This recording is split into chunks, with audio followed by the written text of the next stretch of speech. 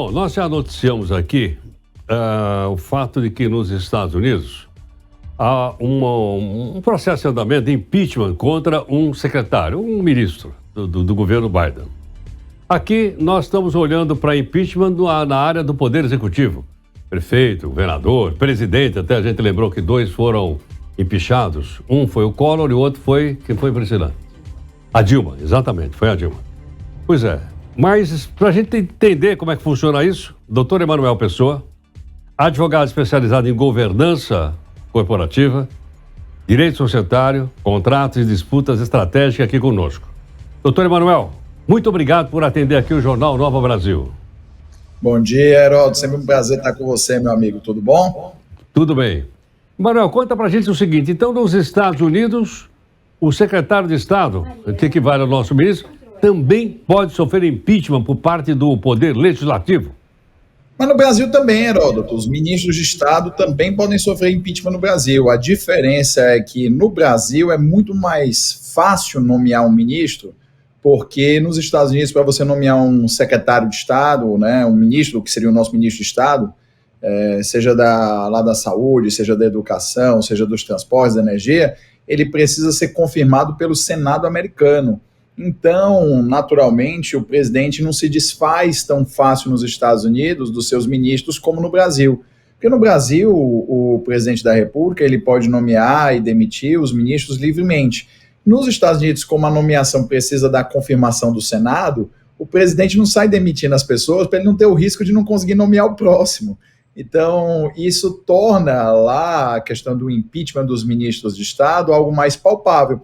Porque no Brasil funciona assim, imagina que o ministro X, ele vai sofrer o impeachment, e aí quando o presidente da República vê que o impeachment desse ministro de Estado vai passar na Câmara dos Deputados, ele simplesmente demite o ministro, está resolvida a situação.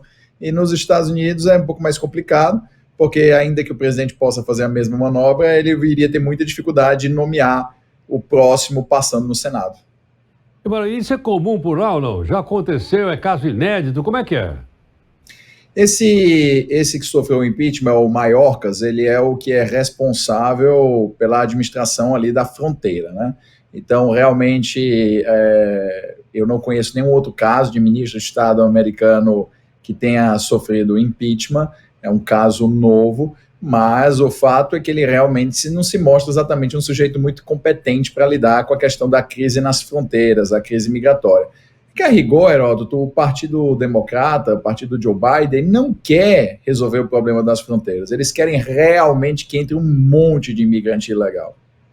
Parece que os americanos tiveram aproximadamente 4,5 milhões de pessoas que atravessaram a fronteira recentemente.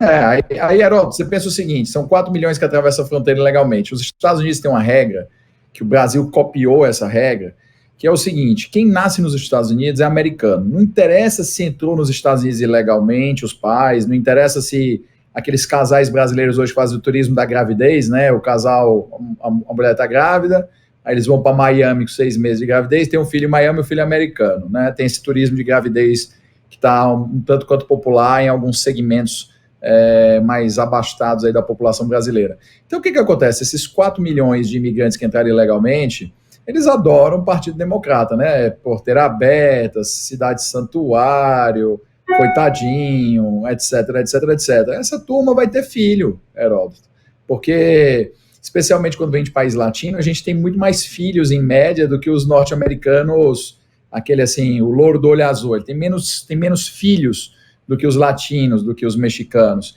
E aí você chega lá, essa turma vai ter filho e esses filhos vão votar em quem? Vão votar no Partido Democrata, que é o partido que teoricamente defende os imigrantes ilegais. E aí eles vão ser americanos nados e vão votar. Então, por parte do Joe Biden, com 4 milhões de ilegais que entraram, vamos fazer assim, grosso modo, que deem só 2 milhões de filhos. São mais 2 milhões de eleitores daqui a 18 anos. Então, Heródoto, não tem menino inocente nessa história. Essa brincadeira de deixar a fronteira americana porosa, você imagina que os Estados Unidos quisesse não fechava a fronteira? Eu acho que fechava.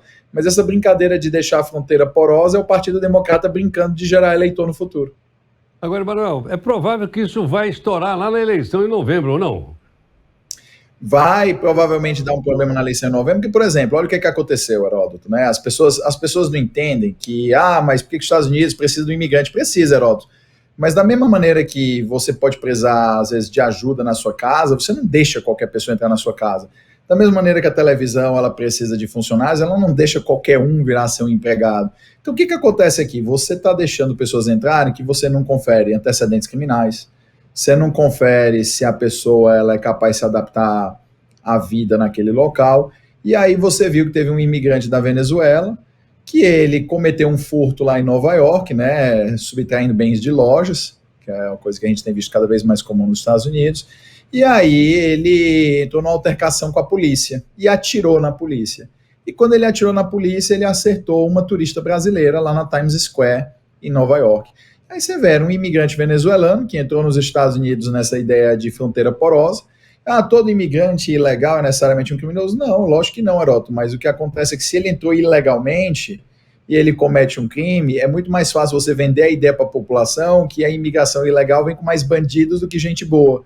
Então, existe toda a questão de narrativa, existe uma questão de falta de controle, existe a questão muito simples, você não deixa qualquer pessoa entrar na sua casa, é básico.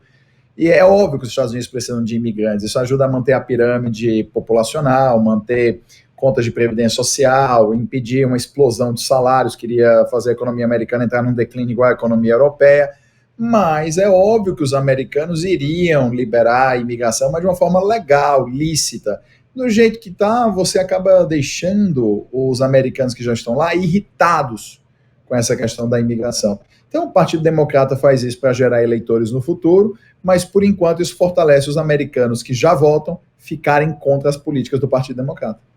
Você quer dizer que pode fortalecer a candidatura a Trump? Olha, Heródoto, a não ser que o Trump é um cara que eu digo que é o seguinte, ele parece muito Ciro Gomes, tá? Atrapalha a si mesmo. Porque se o Ciro Gomes ele ficasse calado, ele era um poeta, ele teria tido muito mais chance de ter sido eleito, por exemplo, naquela eleição de 2002. Né? Em 2002, se o pessoal tivesse colocado o Ciro Gomes no deserto do Saara, com qualquer telefone celular da telefonia pré-paga brasileira, ele não conseguisse comunicar com ninguém, ele tinha sido ungido presidente do Brasil. Tem uma época lá que ele estava em primeiro lugar nas pesquisas. Aí começou a falar. Né? E assim, eu falo com propriedade, né, Heródoto? Eu sou cearense, eu estou até aqui em Fortaleza visitando minha mãe, você vê minha camisa balançando, é o vento, o ventilador, porque aqui está muito quente. Ele, Heródoto, ele teria sido eleito presidente da República se ele colasse mais a boca. Mas aí ele fala e entra em confusões desnecessárias. Então, por exemplo, o Trump. Está todo mundo discutindo essa semana se o Joe Biden é mentalmente capaz ou incapaz de manter a presidência dos Estados Unidos por conta de inúmeras situações que no vernáculo popular brasileiro fariam as pessoas nos botequins chamá-lo de gagá.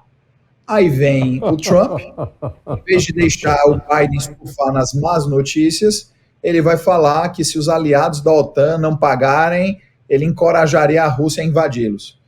Heródoto, para que ele faz isso? Aí agora as notícias são contra o Trump. Trump incentiva a invasão russa a aliados que não pagaram a OTAN. Se ele tivesse ficado calado, nós estaríamos ainda hoje discutindo se o Biden é mentalmente capaz ou não de exercer a presidência americana. O Biden, ele vai lá, ele erra as coisas, esquece os nomes, olha para um lado, olha para o outro, tropeça toda hora. Aí ele faz uma entrevista dizendo que não, eu lembro de tudo, eu sou muito competente, eu sou maravilhoso, eu sou o melhor de tudo.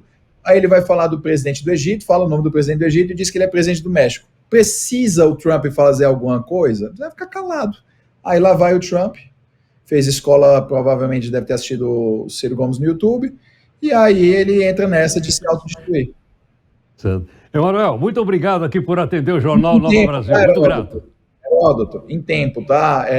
O Ciro Gomes é um político inteligente, muito estudado, muito preparado, teria muito a contribuir com o Brasil, mas ele se enforca na própria língua. É um sujeito que poderia estar numa situação política privilegiada, porque tem uma cabeça desproporcional, mas ele se amarra na língua dele. E aí o Trump está entrando na mesma.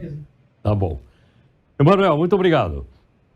Um abraço, Heródoto. Obrigado. Doutor Emanuel Pessoa, advogado, bom, como o Ciro Gomes foi citado aqui, fica aqui o espaço também para o Ciro participar do jornal. Não. Para ele poder falar, Ciro Gomes. Ele fez uma série de observações até engraçadas em relação ao Ciro Gomes, Mas a gente vai abrir o espaço aqui para o Ciro, se quiser falar aqui no jornal.